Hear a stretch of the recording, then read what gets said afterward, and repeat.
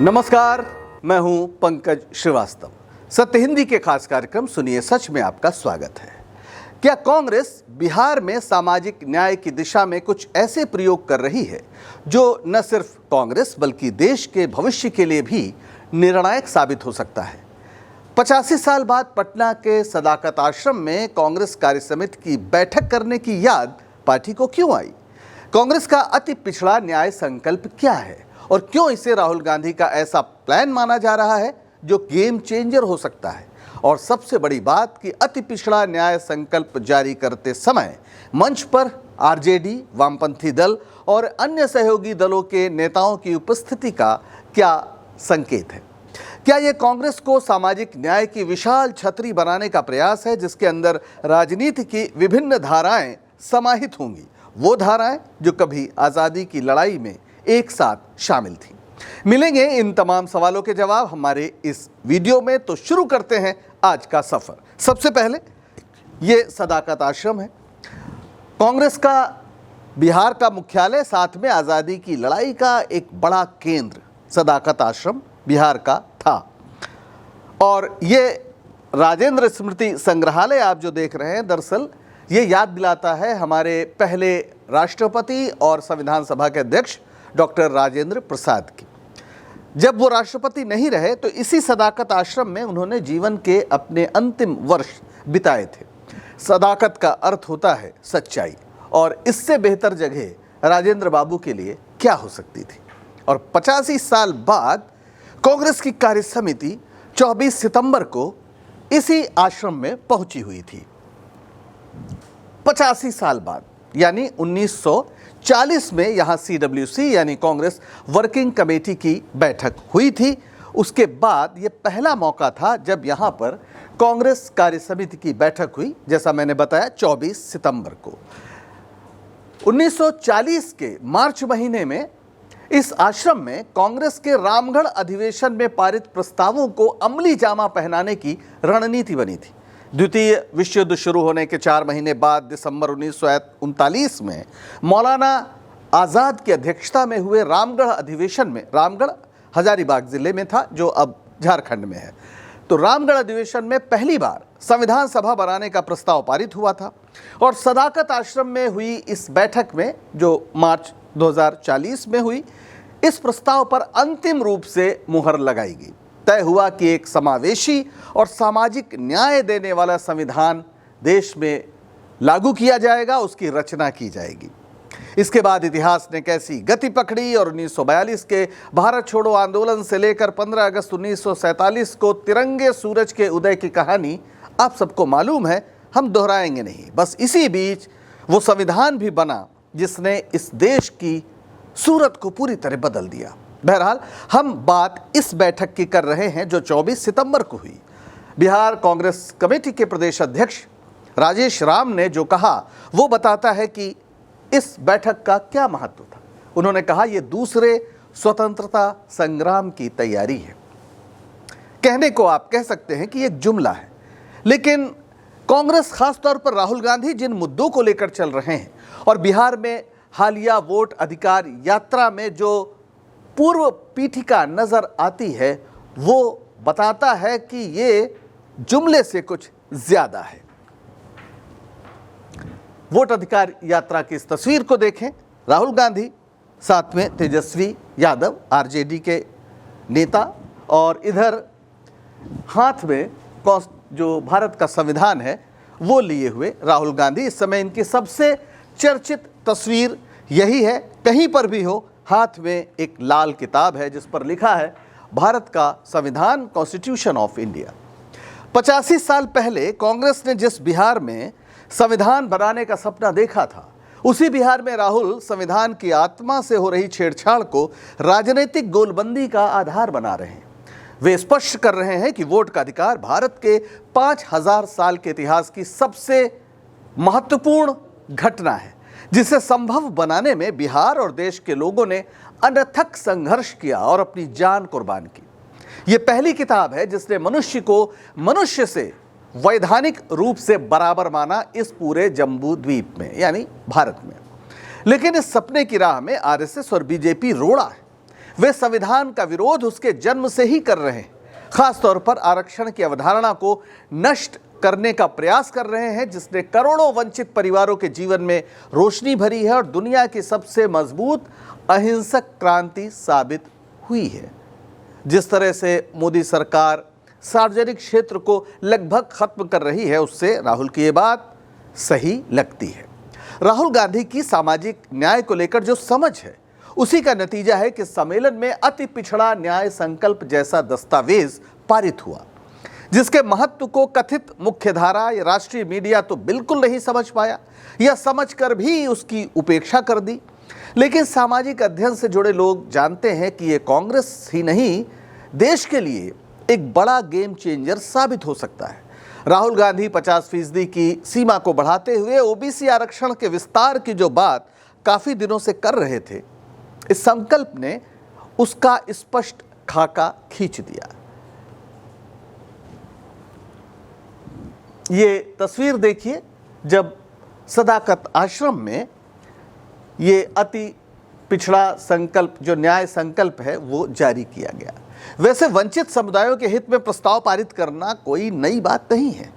ऐसे प्रस्ताव अक्सर सदिच्छा की अभिव्यक्ति होते हैं, कोई संदेश देना होता है। लेकिन कांग्रेस के इस संकल्प के तहत की गई घोषणाएं इतनी स्पष्ट हैं कि विरोधियों को इसकी काट करने के लिए अपने घोषणा पत्रों में बड़ा बदलाव करना पड़ेगा। गोलमोल बात करने से काम चलने वाला नहीं है। आखिर क्या है संकल्प में? 10 सूत्र हैं जिनको हम बारी बारी से आपको बताएंगे। पहला तो कहा गया है कि अति पिछड़ा निवारण अधिनियम पारित किया जाएगा। अभी तक यह सिर्फ अनुसूचित जाति के लिए सुरक्षित एक कानूनी चक्र है। ये अब अति पिछड़ों को भी इसका लाभ मिलेगा, या उसका विस्तार होगा या इनके लिए अलग से बनेगा, ये भविष्य की बात है। लेकिन अति पिछड़ों को या अति पिछड़ा अत्याचार निवारण बनाकर उनको एक कानूनी सुरक्षा दी जाएगी। फिर अति पिछड़ा वर्ग के लिए पंचायत तथा नगर निकाय में वर्तमान 20% आरक्षण को बढ़ाकर 30% किया जाएगा। अभी बिहार में यह आरक्षण है पंचायत या नगर निकाय में, लेकिन 20% है, इसे बढ़ाकर 30% किया जाएगा। आबादी के अनुपात में आरक्षण की 50% की सीमा को बढ़ाने हेतु विधानमंडल पारित कानून को संविधान की 9वीं अनुसूची में शामिल करने के लिए केंद्र सरकार को भेजा जाएगा। हमें यह ध्यान रखना चाहिए कि पिछले दिनों बिहार में जाति जनगणना हुई थी, उसके बाद आरक्षण की सीमा बढ़ाने का प्रस्ताव पास करके केंद्र को भेजा गया, वहां पर अभी तक कुछ नहीं हुआ। तो कांग्रेस का कहना है कि इससे संविधान की 9वीं अनुसूची में डाला जाएगा। इसका मतलब यह है कि उसकी कानूनी समीक्षा नहीं हो सकती। और यहां मैं आपको याद दिला दूं, जब नेहरू सरकार ने आरक्षण लागू किया था या जमींदारी उन्मूलन किया था, तो लोग कोर्ट चले गए थे और वहां पर कहा गया था कि यह सब समानता के अधिकार के खिलाफ है, यानी कानून की नज़र में सब बराबर हैं, इसलिए आप किसी को आरक्षण नहीं दे सकते। तब इसे 9वीं अनुसूची में डाला गया था और एक तरह से भारत का जो संविधान संशोधन है, वो पहला संविधान संशोधन इन्हीं चीज़ों को बचाने के लिए किया गया था। फिर जो नियुक्तियों की चयन प्रक्रिया में नॉट फाउंड सुटेबल NFS जैसी अवधारणाओं को अवैध घोषित किया जाएगा। हाल के दिनों में बहुत सी जगह, खासतौर पर कॉलेजेस और विश्वविद्यालयों में देखने को मिला है कि नियुक्तियों का जब मसला आता है तो पिछड़ी जाति के लिए जो आरक्षित हैं या दलित अनुसूचित जाति के लिए जो आरक्षित हैं, अनुसूचित जनजाति के लिए जो आरक्षित पद है, उसके आगे NFS लिख दिया जाता है, नॉट फाउंड सुटेबल, यानी किसी को भी इस लायक माना नहीं गया। तो कांग्रेस कह रही है कि इसे अवैध घोषित किया जाएगा, क्योंकि इसकी आड़ में बहुत ज़्यादा फर्जीवाड़ा होता है और ऐसी शिकायतें हमें आम तौर पर सुनाई पड़ती हैं। इसके अलावा अति पिछड़ा वर्ग की सूची में अल्प या अति समावेशन, अंडर और ओवर इंक्लूजन से संबंधित सभी मामलों को एक कमेटी बनाकर निष्पादित किया जाएगा। यानी अगर कुछ लोगों को इसमें जगह नहीं मिल पा रही है या कुछ लोगों को ज़्यादा जगह मिल पा रही है, तो उसके बारे में भी एक कमेटी विचार करेगी। छठा मसला है अति पिछड़ा, अनुसूचित जाति, जनजाति तथा पिछड़ा वर्ग के सभी आवासीय भूमिहीनों को शहरी क्षेत्र में 3 डेसिमल तथा ग्रामीण क्षेत्रों में 5 डेसिमल आवासीय भूमि उपलब्ध कराई जाएगी। एक बड़ा मुद्दा है, खास तौर पर लोगों के पास घर नहीं है और शहर में तो बहुत मुश्किल है कि आप ज़मीन खरीद लें। तो ये जो आमतौर पर एक वंचित समुदाय है उसके लिए फिर यही रास्ता हो जाता है कि वो कहीं झुग्गी डाल ले और इस तरह से एक नया विवाद पैदा होता है। तो ये मांग बहुत महत्वपूर्ण है कि 3 डेसिमल शहर में और 5 डेसिमल गांव में ज़मीन उपलब्ध कराई जाएगी ताकि अपना घर, जो भूमिहीन है वो अपना घर बना ले। यूपीए सरकार द्वारा पारित जो अगला मसला है, शिक्षा अधिकार अधिनियम 2010 के तहत निजी विद्यालयों में नामांकन हेतु आरक्षित सीटों का आधा हिस्सा अति पिछड़ा, पिछड़ी जाति, अनुसूचित जाति और जनजाति के बच्चों हेतु निर्धारित किया जाएगा। यानी जो शिक्षा का अधिकार अधिनियम है वो इन स्कूलों में, यानी जो तमाम स्कूल हैं वहाँ पर गरीब बच्चों को अलग से उनको फीस नहीं देनी पड़ती, उनका नामांकन ज़रूरी होता है। तो कांग्रेस कह रही है कि इसमें पिछड़ी जाति, अति पिछड़ी जाति, अनुसूचित जाति और जनजाति के बच्चों के लिए भी एक बड़ा हिस्सा यानी 50% आरक्षित किया जाएगा।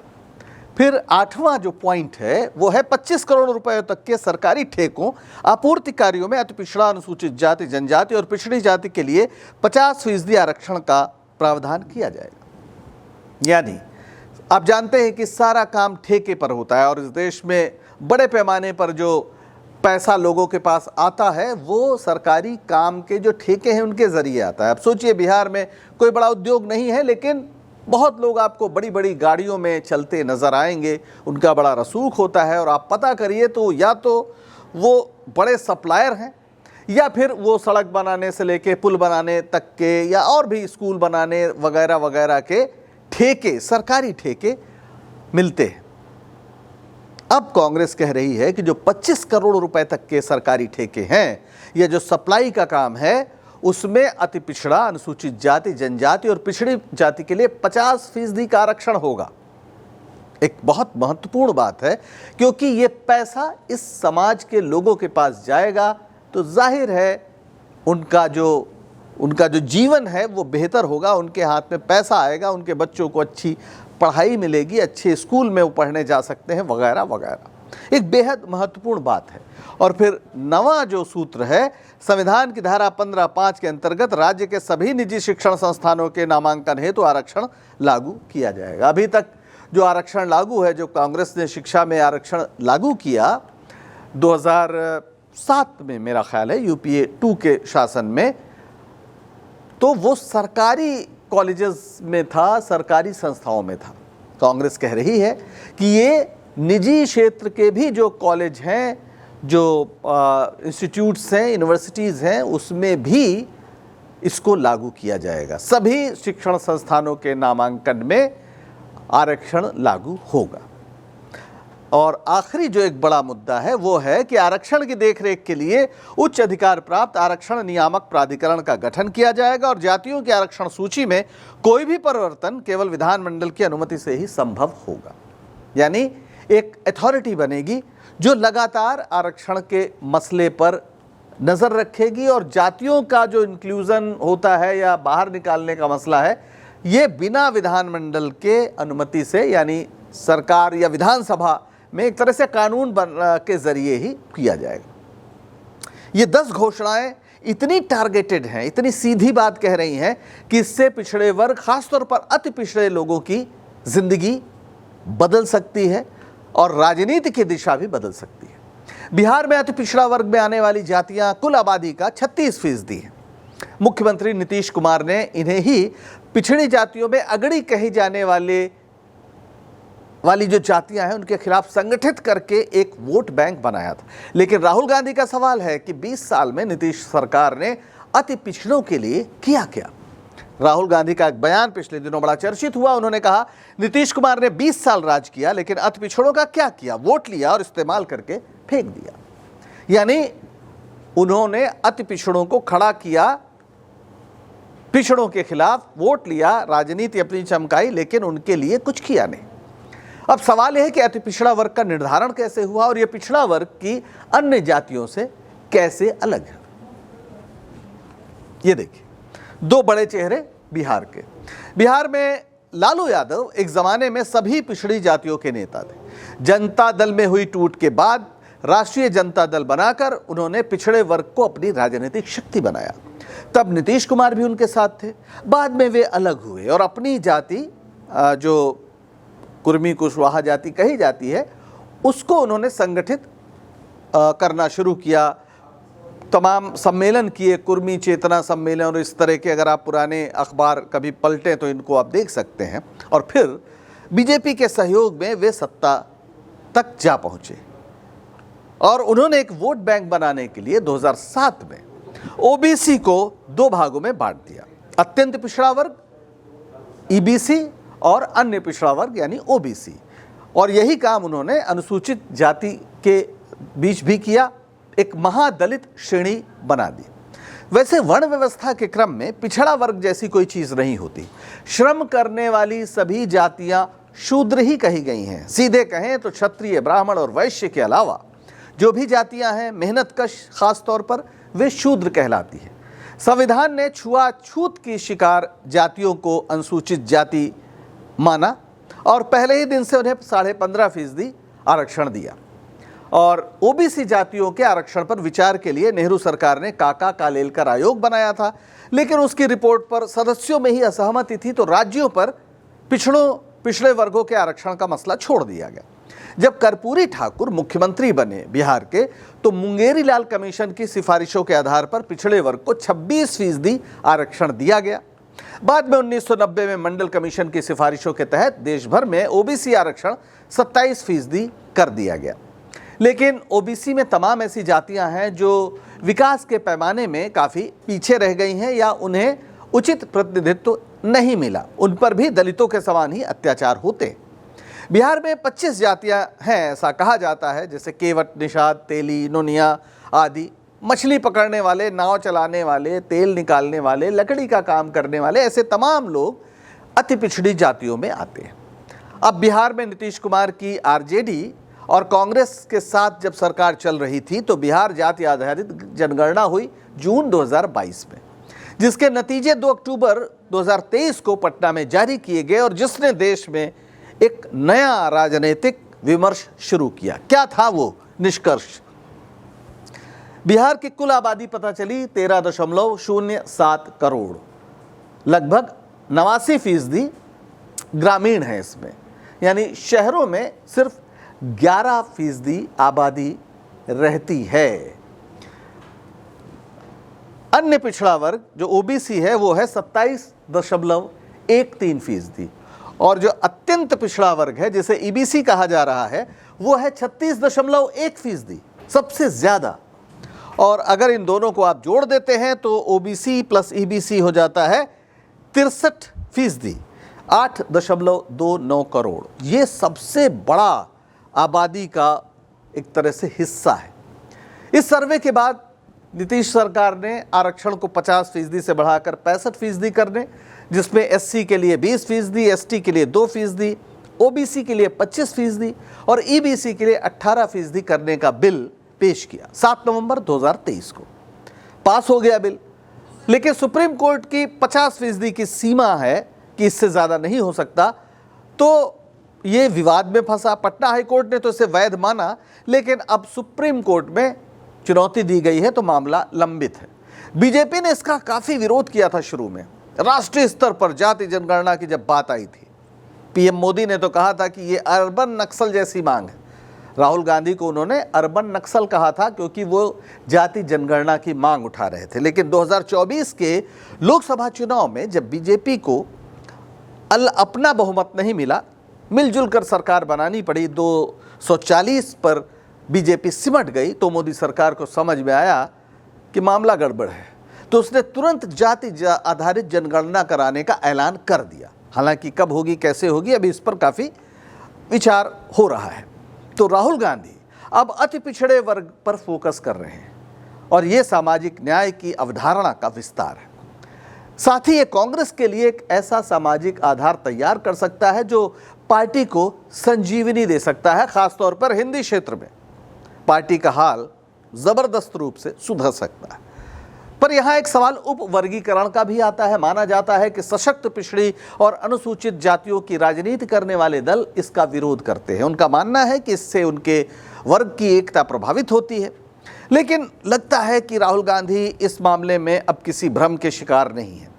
तेलंगाना में जहां कांग्रेस पार्टी की सरकार है, आरक्षण के संदर्भ में सुप्रीम कोर्ट के एक महत्वपूर्ण फैसले का जबरदस्त स्वागत पार्टी की सरकार ने किया।